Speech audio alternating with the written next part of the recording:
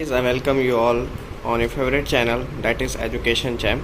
So today we will learn about an important chapter, that is unit and measurement. जो unit और measurement ये chapter है, ये एक एनसीईआरटी के बुक में क्लास 11th में दिया हुआ है, चैप्टर सेकंड। तो ये जो चैप्टर है वो बहुत लेंदी चैप्टर है, इसलिए मैंने इस चैप्टर के वीडियो को 3 पार्ट में बनाया है। तो ये पहला पार्ट है। इस पार्ट में हम लोग इंट्रोडक्शन पढ़ेंगे, the international system of unit पढ़ेंगे और मेजरमेंट ऑफ लेंथ पढ़ेंगे। तो 3 पॉइंट पढ़ेंगे। तो पहला एक शॉर्ट इंट्रोडक्शन दे देता हूँ मैं यूनिट के बारे में। तो यूनिट है क्या, इसकी डेफिनेशन पहले बता देते हैं। Unit is an internationally accepted reference standard to measure of physical quantity. इसका डेफिनेशन का मतलब ये है कि जो यूनिट है वो एक इंटरनेशनली एक्सेप्टेड रेफरेंस है। इंटरनेशनली एक्सेप्टेड रेफरेंस मतलब कह सकते हैं कि यूनिट को इंटरनेशनली पे एक्सेप्ट किया जाता है और ये एक स्टैंडर्ड वे पे है to measure of physical quantity. और ये यूनिट हम लोग यूज़ करते हैं to measure of physical quantity. जैसे आप कभी भी किसी दुकानदार के पास जाएंगे और आपको अगर चावल लेना होगा तो आप कहेंगे 5 kg चावल चाहिए। तो जो kg है वो एक यूनिट है, मास की यूनिट है। तो ये बहुत ज़रूरी होता है, तो इसीलिए उसको फिज़िकल क्वांटिटी को मेजर करने के लिए हम लोग यूनिट का यूज़ करते हैं। तो जो यूनिट होता है, इसके मैंने डेफिनेशन आपको बता दी है। तो जो यूनिट होता है ये 2 पार्ट में डिवाइड होता है। पहला एक फंडामेंटल यूनिट, जिसको बेसिक यूनिट भी कहते हैं, बेस यूनिट। और जो दूसरा होता है वो डेराइव्ड यूनिट होता है। तो फंडामेंटल यूनिट के बारे में बताता हूँ। फंडामेंटल यूनिट वो यूनिट हैं जो इंडिपेंडेंट होती हैं और ये ओरिजिनल होता है। मतलब इनका एक फंडामेंटल कॉन्सेप्ट आता है, ठीक है ना, ये किसी पे डिपेंड नहीं करती हैं। वाइल अगर डेराइव्ड यूनिट पे जाएंगे तो ये डिपेंडेंट यूनिट होती हैं, ये फंडामेंटल पे टोटली डिपेंड होती हैं। जैसे कि जानते हैं हम लोग कि जो लेंथ होता है उसकी जो यूनिट होती है वो मीटर होती है, और वही अगर उसमें थोड़ा सा और एक और मीटर डाल दें तो वो एरिया हो जाएगी, एरिया की मीटर स्क्वायर, वो डेराइव्ड यूनिट की हो जाएगी। तो ये छोटा सा एक्सप्लेनेशन है, इंट्रोडक्शन यूनिट और मेजरमेंट के बारे में। और अगर हम लोग फंडामेंटल और डेराइव्ड यूनिट दोनों को जोड़ दें तो उसको सिस्टम ऑफ यूनिट कहते हैं। तो ये एक शॉर्ट इंट्रोडक्शन है और अब हम लोग पढ़ेंगे the international system of unit. हम लोग का जो सेकेंड टॉपिक है वो है इंटरनेशनल सिस्टम ऑफ यूनिट। तो एनसीईआरटी के बुक में अगर जाएंगे आप 2.2 पे, टैग नंबर 2.2, तो इसमें यही दिया हुआ है इंटरनेशनल सिस्टम ऑफ यूनिट। तो जैसे कि बहुत ज़्यादा साइंटिस्ट थे तो उन्होंने मेनली 3 सिस्टम बनाया था। पहला सिस्टम का नाम आपका आएगा CGS, दूसरे का FPS और तीसरे का MKS। तो ये कॉम्पिटिटिव एग्जाम में पूछा जाता है that what does CGS stands for. तो इसका फॉर्मूला होता है centimetre, gram, G for gram and S for second. मतलब पहले लेंथ को लेते हैं हम लोग, लेंथ, मास, टाइम। जैसे जानते हैं सेंटीमीटर आपका लेंथ में आ जाएगा, मास आपका ग्राम में आ जाएगा, टाइम सेकेंड। वही ऐसे ही FPS foot, pound and second. तो जो फुट होगा आपका लेंथ में आ जाएगा, ये मास में आ जाएगा और ये सेकेंड में आ जाएगा। MKS का फुल फॉर्म होता है मीटर, किलोग्राम, सेकेंड। ये आपका लेंथ में आ जाएगा, ये आपका मास में आ जाएगा और ये आपका सेकेंड है। तो यही 3 है इंटरनेशनल सिस्टम ऑफ यूनिट। अब जैसे कि हम लोग फिजिक्स में पढ़ते हैं तो सबकी SI यूनिट होती है। तो SI यूनिट हम लोग मतलब इन सबको क्यों नहीं लेते हैं। मतलब मेनली जो हम लोग पढ़ते हैं, पहले पूछा जाता है कॉम्पिटिटिव एग्जाम में SI यूनिट, उसका डायरेक्ट क्यों नहीं हम लोग से CGS यूनिट पूछा जाता है, FPS क्यों नहीं पूछा जाता है, MKS क्यों नहीं पूछा जाता। तो जो हम लोग SI यूनिट लेते हैं, मेनली पूछा जाता है, उसके 3 रीज़न है क्यों पूछा जाता है।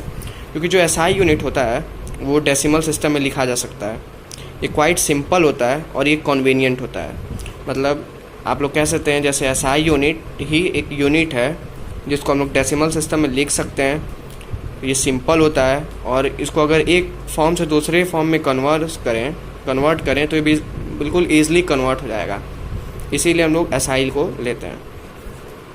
तो अब SI के फुल फॉर्म है सिस्टमी इंटरनेशनल डे यूनिट। जैसे कि मैंने यहाँ पे नोट किया हुआ है सिस्टमी इंटरनेशनल डे यूनिट, ये SI यूनिट का फुल फॉर्म है। ये भी पूछा जाता है तो आप लोग नोट कर लीजिएगा।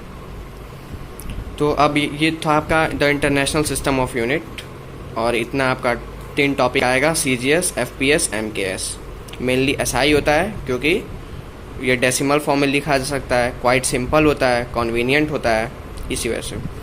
तो आपका ये 2.2 टॉपिक जो है वो कवर हो चुका है। अब हम लोग नेक्स्ट टॉपिक पे आते हैं, दैट 7 बेसिक यूनिट। तो ये बहुत इंपॉर्टेंट है, आप लोग ध्यान दीजिएगा। What are the 7 basic unit? 7 basic unit मतलब फिजिकल यूनिट क्या होती हैं। तो ये मैंने एक चार्ट बनाया हुआ है, टेबल चार्ट, जिसको आप लोग याद कर ले। तो पहला जो है लेंथ है, जिसका नेम मीटर और इसकी सिंबल होती है एम से। यही 7 है, length, mass, time, electric current. Electric current ये दोनों एक ही में है, इसीलिए मैंने यहाँ पे कैपिटल एम्पियर लिखा हुआ है। थर्मोडायनेमिक टेम्परेचर, इसका जो नेम होता है वो केल्विन और इसकी सिंबल होती है कैपिटल के। Amount of substance mole, luminous intention candela. तो मैं एक बार पढ़ दे रहा हूँ, आप लोग नोट कर लीजिएगा। जो लेंथ होती है उसकी जो यूनिट होती है वो मीटर होती है। मास की यूनिट होती है किलोग्राम। टाइम की यूनिट होती है सेकेंड। इलेक्ट्रिक करंट की यूनिट होती है एम्पेयर। थर्मोडायनेमिक टेम्परेचर की यूनिट होती है केल्विन। अमाउंट ऑफ सब्सटेंस की यूनिट होती है मोल। ल्यूमिनस इंटेंशन की यूनिट होती है कैंडेला और इसकी सिंबल है। मीटर को हम लोग स्मॉल एम से डिनोट करते हैं, किलोग्राम को स्मॉल केजी, मतलब सॉरी, इसका जो आगे वाला के होता है वो स्मॉल होता है। सेकेंड को स्मॉल एस, एम्पेयर को कैपिटल ए, केल्विन को स्मॉल के, मोल का जो एम होता है वो स्मॉल होता है, कैंडेला स्मॉल सी डी। तो ये आपकी फिजिकल यूनिट हुई। अब आ जाते हैं हम लोग नॉन फिजिकल क्वांटिटी। तो अब ये जो नॉन फिजिकल क्वांटिटी है इसको थोड़ा मैं एक्सप्लेन अच्छे से करना पड़ेगा, आप लोग ध्यान दीजिएगा। तो जो नॉन फिजिकल क्वांटिटी है उसको हम लोग मेजर कर नहीं सकते, ठीक है, बस इतना आप लोग जान लीजिए। ये 7 आपकी बेसिक यूनिट हैं जो एग्ज़ाम में पूछा जाता है और इसके आधार पे हम लोगों ने 2 यूनिट निकाला है, और जैसे प्लेन एंगल और ये सॉलिड एंगल। ये 2 एंगल अगर आप लोग समझ जाएंगे तो जो एनसीईआरटी में जो न्यूमेरिकल दिया हुआ है डिस्टेंस फाइंड करने के लिए वो आप लोग समझ सकते हैं। तो पहला मैं आप लोग को एक्सप्लेन करूँगा प्लेन एंगल कैसे निकालते हैं। मान लीजिए ये आपका सन है और ये आपकी अर्थ है, ठीक है।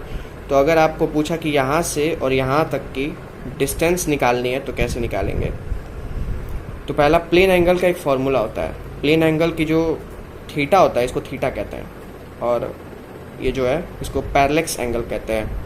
मतलब जो भी एंगल फॉर्म होगा थीटा पे उसको हम लोग पैरेलैक्स एंगल, ये आपका पैरेलैक्स एंगल हुआ, ये आपका रेडियस हुआ, और ये जो हुआ आपका आर्क हुआ। तो मैंने ये फिगर अच्छे से बनाया नहीं है, ये फुल सर्कल था, मैंने शॉर्टकट में बनाया है। तो अगर ये फुल सर्कल हुआ, ठीक है, मान लीजिए ये फुल सर्कल है, ये जो आपका आर्क एंगल हुआ, तो हमेशा एक फॉर्मूला इसका है दैट थीटा, जो एंगल पूछाएगा उसका, ये सन है, यहाँ से और यहाँ तक की डिस्टेंस निकालनी है। ये सन है आपका, ये अर्थ है, तो यहाँ से यहाँ तक की डिस्टेंस निकालनी है। तो मैं बता रहा हूँ, जिसकी डिस्टेंस निकालनी है मान लीजिए यहाँ तक, तो इसको थीटा कहेंगे। थीटा मतलब, थीटा आप लोग ट्रिग्नोमेट्री में पढ़े होंगे थीटा। तो theta is equal to arc angle upon radius. ये 2 फॉर्मूला आप लोग ध्यान रखिएगा। मैं आगे इस वीडियो के आगे मैं पढ़ाऊँगा जो है पैरेलैक्स मेथड, उस मेथड में इसको अच्छे से एक्सप्लेन कर दूँगा। तो बस ये फॉर्मूला याद रखिए। जो थीटा है, थीटा को क्या कहते हैं, arc angle upon radius. Arc angle आपका ds है, रेडियस r है। इसका जो यूनिट होता है वो रेडियन होता है, और जो थीटा को कहते हैं इसमें वो पैरेलैक्स एंगल है। तो ये आपका नॉन फिजिकल क्वांटिटी है। तो ये पहला नॉन फिजिकल क्वांटिटी था जिसका नाम है प्लेन एंगल। और जो दूसरा नॉन फिजिकल क्वांटिटी है उसका नाम है सॉलिड एंगल। सॉलिड एंगल भी वही है। ये आपका मान लीजिए वो थीटा हुआ, theta is equal to arc angle, ये आपका आर्क है, dA अपॉन रेडियन r। इसकी जो यूनिट होती है वो स्टेरेडियन होती है। तो इतना आप लोग याद रखिएगा, और आगे चल के जो पैरेलैक्स मेथड जब आएगा पढ़ाने के लिए तब मैं आपको बताऊंगा इसमें कॉन्सेप्ट। तो अब मेजरमेंट ऑफ लेंथ। तो जो मेजरमेंट ऑफ लेंथ होता है वो हम लोग, जैसे पहला हम लोग लेंथ मीटर स्केल से भी मेजर कर सकते हैं। अगर वो लेंथ को हम लोग को मेजर करना होगा 10⁻³ मीटर टू 10⁻² मीटर, तब हम लोग मीटर स्केल यूज़ करेंगे। वर्नियर कैलिपर 10⁻⁴ मीटर अगर लेंथ मेजर करनी होगी तब यूज़ करेंगे। और अगर वही है उन लोग को सबसे लॉन्गेस्ट डिस्टेंस मेजर करना पड़े, मतलब अगर उसमें मेंशन कर दे measure the distance of sun from earth, मतलब अर्थ से सन तक की अगर डिस्टेंस निकालनी हो तो लॉन्गेस्ट मेथड इसको कहते हैं, एलजी लॉन्गेस्ट मेथड। तो उसको कैसे निकालेंगे? तो उसको निकालेंगे हम लोग पैरेलैक्स मेथड से। ये एक मेथड होता है, इसकी डिफिनीशन और इसके बारे में मैं अच्छे से बताऊंगा यहीं पे इसी वीडियो में। तो पैरेलैक्स मेथड होता क्या है वो मैं आपको नेक्स्ट टॉपिक यहाँ पे है उसमें बताऊंगा। और अगर शॉर्टेस्ट डिस्टेंस मेजर करना हो तो टर्नल माइक्रोस्कोप यूज़ करेंगे। तो इसमें क्वेश्चन आते हैं, so name a device which is use to measure the longest distance. So the device which is use to measure the longest distance is known as parallax method, इस method को कहते हैं। और शॉर्टेस्ट डिस्टेंस को tunnel microscope. तो अगर आप लोग को लॉन्गेस्ट डिस्टेंस मेजर करनी होगी तो आप लोग पैरेलैक्स मेथड का यूज़ करेंगे, और ये तो एक माइक्रोस्कोप है हम लोग जानते हैं। तो पैरेलैक्स मेथड होता क्या है? पैरेलैक्स मेथड की डिफिनीशन है, the effort whereby the position or the direction of an object appear to be differ when viewed from different position, it is called as parallax method। तो ये आप लोग definition note कर लीजिएगा और इसकी मैं मतलब बता दे रहा हूँ। इसका मतलब ये है कि अगर मान लीजिए ये सन है, आपका ये सन है और यहाँ से बोला गया है ये अर्थ है, तो ये जो सन और अर्थ है इसकी आपको दूरी निकालनी है, ठीक है ना। तो इसके पैरेलैक्स मेथड का कहने का मतलब ये है कि व्हेन अ सब्सटेंस मतलब सन को, व्हेन अगर हम लोग सन को जब देखेंगे, ये अर्थ है, ठीक है, अगर हम लोग सन को 2 पॉइंट से देखें ए और बी, आप लोग ऐसे भी कर सकते हैं, एक पेंसिल लेके, तो पहले हम लोग 1 पॉइंट से देखेंगे, ठीक है, सन को, तो ये जो डिस्टेंस आएगा ये रेडियन आर, और दूसरे पॉइंट से देखेंगे तो रेडियन आर, मतलब इसमें दोनों में डिफरेंस तो रहेगा ही। आप लोग एक काम कर सकते हैं, पेंसिल लेके अगर आप लोग लेफ़्ट आई से एक बार देखेंगे एक पोजीशन से, और फिर लेफ़्ट आई क्लोज करके राइट आई से देखेंगे तो वो अलग अलग डिस्टेंस पे दिखेंगे। तो ये जो है ऐसे दिखा, इसका जो आर्क बना हुआ ऐसे बना, तो ये जो आपका होगा आर्क फॉर्म होगा। तो यही फॉर्म होता है, theta is equal to arc angle जो मैंने बताया था ds अपॉन रेडियन आर। तो इसी को पैरेलैक्स मेथड, तो पैरेलैक्स मेथड वो मेथड है जो हम लोग को बताता है कि if an object is viewed from 2 position, अगर ऑब्जेक्ट को डिफरेंट पोजीशन से देखेंगे तो क्या होगा, डिफर व्हेन व्यूड, देखिए, the effort way by position और the direction of an object appear to be differ, मतलब वो एफर्ट जहाँ पे हम लोग को पोजीशन ऑफ द ऑब्जेक्ट जो है वो लगे कि डिफरेंट है, अपीयर हो कि वो डिफर है, when viewed from different position, मतलब जब 2 पोजीशन से देखें, तो उसी को हम लोग कहते हैं पैरेलैक्स मेथड। और पैरेलैक्स मेथड जो होता है वो सबसे लॉन्गेस्ट डिस्टेंस मेजर करने के लिए मेथड होता है। अब यहाँ पे आप देख सकते हैं ये सन था आपका, ये अर्थ था, तो जब इसको 2 पोजीशन से व्यूड किया गया, ए से और बी से, तो डिफरेंट एंगल फॉर्म हुआ, ठीक है, कुछ दूरी पे ये दोनों मतलब ऐसे गए, ये वाला भी आपका ऐसे देखे, तो जो एंगल यहाँ पे बना उसको थीटा कहते हैं। तो इसका फॉर्मूला होता है theta is equal to angle arc upon radian. ये जो एंगल आर्क है इसको हम लोग कहते हैं बेसिस, और बेसिस की डिफिनीशन यहाँ पे दी हुआ है, व्हाट इज कॉल्ड बेसिस, तो the distance between the 2 point of the observation is called basis. मतलब अगर ये ऑब्जेक्ट है और इसको अलग अलग पॉइंट से देखा गया, ठीक है ना, कुछ दूरी से, यहाँ पे देखना हम लोग को, तो ए से देखा गया, बी से देखा गया, तो इसकी जो डिस्टेंस होगी ए बी के बीच की दूरी होगी उसको बेसिस कहते हैं। तो ये आपका क्लियर हो गया मेजरमेंट ऑफ लेंथ। तो अब नेक्स्ट जो टॉपिक है आपका वो है estimation of very small distance. अगर आपको कोई डाउट हो तो आप मुझे कमेंट बॉक्स में लिख सकते हैं, तो मैं उसको फिर से एक्सप्लेन कर सकता हूँ। तो estimation of very small distance, सबसे छोटी डिस्टेंस को हम लोग कैसे नापेंगे, तो बहुत ज़्यादा होते हैं जिससे हम लोग नाप सकते हैं। तो इसमें एनसीईआरटी में 3 दिया हुआ है कैसे छोटी डिस्टेंस नापते हैं। पहला हम लोग यूज़ कर सकते हैं ऑप्टिकल माइक्रोस्कोप। ऑप्टिकल माइक्रोस्कोप होता क्या है, ऑप्टिकल माइक्रोस्कोप जो होता है उसको यूज़ किया जाता है to measure very small size, that is 10⁻⁻8 metre to 10⁻⁻10 metre. ये आप लोग नोट कर लीजिएगा। कि ऑप्टिकल माइक्रोस्कोप एक ऐसा माइक्रोस्कोप है जो 10⁻⁻8 मीटर टू 10⁻10 मीटर तक की दूरी को, वो बहुत छोटा मतलब हो जाएगा, माइक्रोस्कोप से भी नहीं दिखेगा ये जो है, ये बस ऑप्टिकल माइक्रोस्कोप से दिखेगा। अब ये आया बात, ये ऑप्टिकल माइक्रोस्कोप क्यों नाम रखा गया है? जो ऑप्टिकल माइक्रोस्कोप है ये इसमें यूज़ होता है विजुअल लाइट, और जैसे कि हम लोग जानते हैं विजुअल लाइट की जो वेवलेंथ होती है 4000 एंगस्ट्रॉम टू 7000 एंगस्ट्रॉम होती है, और आपका एक एंगस्ट्रॉम में 10⁻10 मीटर होता है। तो इतनी बात आपको ध्यान में रखनी पड़ेगी कि जो ऑप्टिकल माइक्रोस्कोप है वो यूज़ करती है विजुअल लाइट, और विजुअल लाइट की जो वेवलेंथ इतनी होती है, और 1 एंगस्ट्रॉम में 10⁻10 मीटर होता है। और सबसे छोटी डिस्टेंस मेजर करना है तो आपको ऑप्टिकल माइक्रोस्कोप का यूज़ करना पड़ेगा।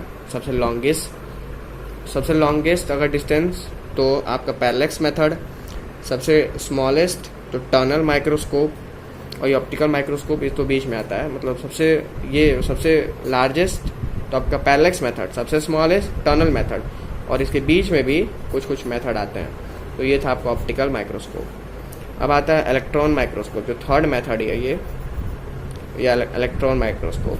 इलेक्ट्रॉन माइक्रोस्कोप क्या होता है? इलेक्ट्रॉन माइक्रोस्कोप वो माइक्रोस्कोप होती है जो ऑप्टिकल माइक्रोस्कोप से आधी मतलब देख सकते हैं। जैसे अगर ऑप्टिकल माइक्रोस्कोप से आपको 10 दिख रहा है, 10 मीटर की दूरी देख सकते हैं, तो इलेक्ट्रॉन माइक्रोस्कोप से 0.5 मीटर, मतलब आधी, उससे भी कम, उससे भी छोटा देख सकते हैं हम लोग। तो इसका था 10⁻8 मीटर टू 10⁻10 मीटर।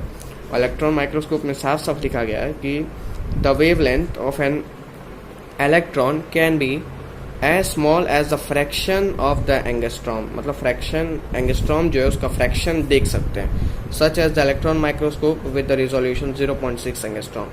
इसमें 10 एंगस्ट्रॉम था तो उसका आधा 0.6 एंगस्ट्रॉम, ठीक है। तो ये आपका इलेक्ट्रॉन माइक्रोस्कोप हुआ।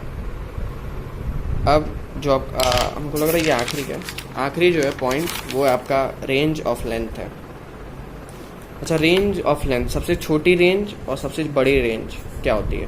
तो सबसे जो छोटी रेंज होती है वो आपकी होती है 10⁻10 मीटर। तो ऐसे पूछते हैं लोग कि which is the smallest range, तो सबसे छोटी रेंज जो होती है 10⁻14 मीटर है। अच्छा, ये किसकी रेंज है? मतलब कह सकते हैं ना, कौन सा ऐसा सब्सटेंस है जिसकी इतनी छोटी मतलब ऐसे साइज होगी? तो वो एक टिनी न्यूक्लियस, जो एटम के बीच में जो न्यूक्लियस फॉर्म होता है उसकी रेंज है 10⁻14 मीटर। और सबसे लार्जेस्ट जो है वो 10⁻26 मीटर हो जाएगा, वो ऑब्जर्वेबल यूनिवर्स हो जाएगा। ऑब्जर्वेबल यूनिवर्स मतलब पूरे यूनिवर्स को कह सकते हैं 10⁻26 मीटर। ये पूछा नहीं आता, पर सबसे छोटी जो है वो 10⁻14। और स्पेशल लेंथ जो मैंने नोट किया हुआ है इस चैप्टर से जो पूछे जाएंगे, 1 फर्मी, आप लोग याद कर लीजिएगा, that 1 fermi is equal to 10⁻15 metre होता है। एक एंगस्ट्रॉम में 10⁻10 मीटर। एक एस्ट्रोनॉमिकल यूनिट में, एंगस्ट्रॉम अलग है, एस्ट्रोनॉमिकल यूनिट अलग है, तो एक एस्ट्रोनॉमिकल यूनिट में 1.496 इंटू 10⁻11 m होगा मीटर। एक पार्सेक में 3.08 इंटू 10⁻16 मीटर, और एक लाइट ईयर में 9.46 इंटू 10⁻15 मीटर। तो ये आपके 6 यूनिट हैं, 5 यूनिट हैं, जिसको आप लोग नोट कर लीजिएगा। तो ये मैंने एक शॉर्ट नोट बनाया था, जो चैप्टर आपका यूनिट और मेजरमेंट, उस पर ये शॉर्ट नोट था। और ये पहला पार्ट है, और दूसरा पार्ट देखने के लिए डिस्क्रिप्शन बॉक्स में लिंक दी है, उस पर आप लोग देख सकते हैं।